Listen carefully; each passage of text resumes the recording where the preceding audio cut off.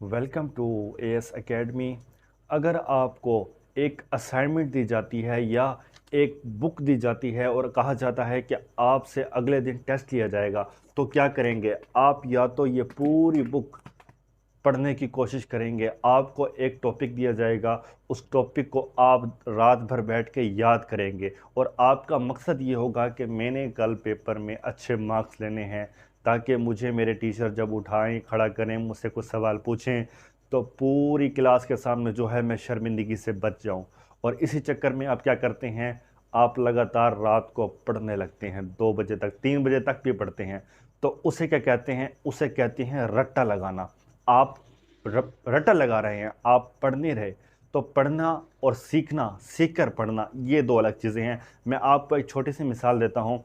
अब जैसे एक सवाल है कि तनकीद के मानी क्या हैं, सिर्फ मैं इतना सवाल करता हूँ तो इसके मानी क्या है? खोटा खरा अलग करना। अब एक नया बंदा है, उसने क्या कहना है?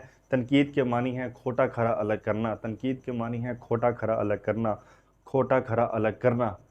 तो ये क्या है कि इस टॉपिक को, इसको समझ नहीं रहा, मैं सिर्फ इसको रट्टा लगा रहा हूँ ताकि ये मेरे जहन में बैठे।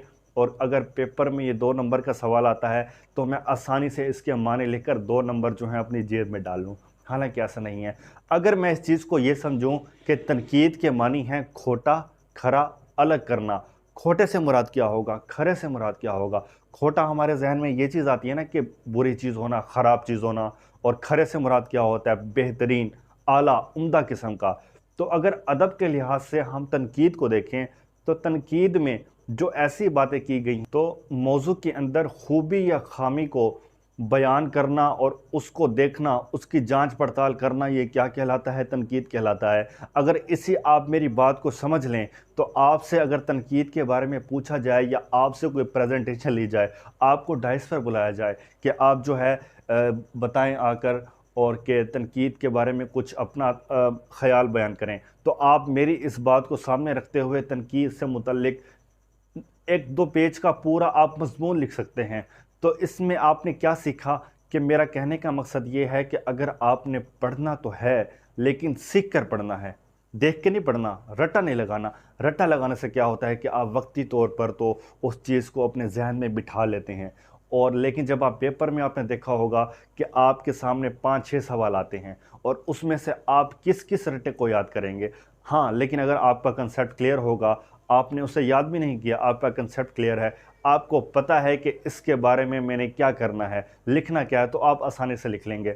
देखें, अगर आपने जाना है, आपने दुबई जाना है, तो आपको पता है कि मैंने दुबई जाने के लिए मेरे पास क्या क्या तरीक़ेकार है, मैंने कौन सी फ़्लाइट पकड़नी है, मैंने एयरपोर्ट कब जाना है। तो फिर आप तरतीब से, आपका माइंड बन चुका होगा और आप उसी तरफ जो है अपना रुख करेंगे। ठीक है? तो इसी तरह से अगर आपका माइंड तैयार होगा, आपका माइंड सेट हो चुका होगा कि आखिर आपने पढ़ना क्या है और किस तरह पढ़ना है, समझ के पढ़ना है, देख कर पढ़ना है, तो फिर आप आसानी से अपने पेपर्स को अटेम्प्ट करेंगे, अच्छे मार्क्स लेंगे और आगे जाकर आप भी किसी मकाम पर दूसरों को पढ़ाएंगे, दूसरों को फ़ायदा देंगे। तो आपने इस चीज़ को फॉलो करना है। मेरा ये वीडियो बनाने का मकसद सिर्फ इतना था कि मैं अपने जितने भी स्टूडेंट, मैं उन सब से ये कह सकूं कि अपने आप को बेहतर करो। अगर आप आज अपना बेहतर करोगे तो कल आपका बेहतर होगा। तो उम्मीद है वीडियो अच्छी लगी होगी। अपना ख्याल रखना। अल्लाह हाफिज़।